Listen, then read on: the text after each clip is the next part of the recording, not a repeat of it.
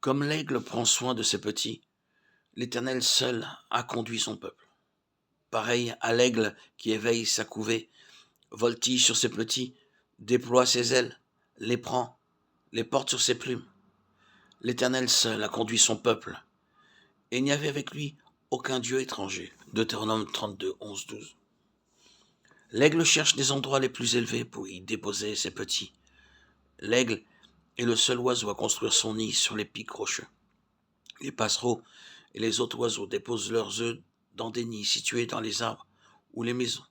Mais l'aigle, lui, recherche l'endroit le plus élevé. Pourquoi ? Parce qu'il veut que ses petits apprennent à voler très haut dans les airs. Tandis que les oiseaux sont encore tout jeunes, l'aigle secoue vigoureusement le nid, et les aiglons tombent dans le vide. Ils se mettent à crier, comme pour dire à leur mère « Maman, ne sois pas si cruelle avec nous !» Mais la mère ne prend pas garde à leurs cris. Au bout de plusieurs secousses, lorsqu'elle trouve ses petits couchés par terre, elle étend ses ailes sous eux, les entraîne plus haut encore, et les précipite à nouveau dans le vide.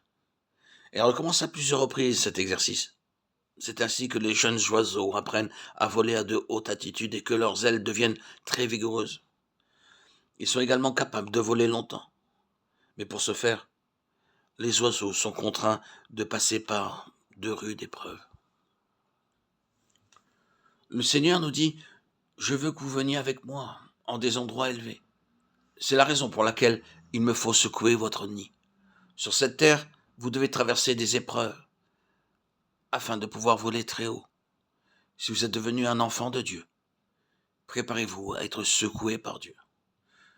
Si vous voulez voler haut, vos ailes doivent être vigoureuses. Alors, vous contemplerez la beauté des hauts pics montagneux du salut. Je te ferai monter sur les hauteurs du pays. » Ésaïe 58, 14. C'est du haut des pics montagneux que nous pouvons distinguer les objets éloignés. C'est aussi de cette façon que nous découvrons beaucoup de vérités.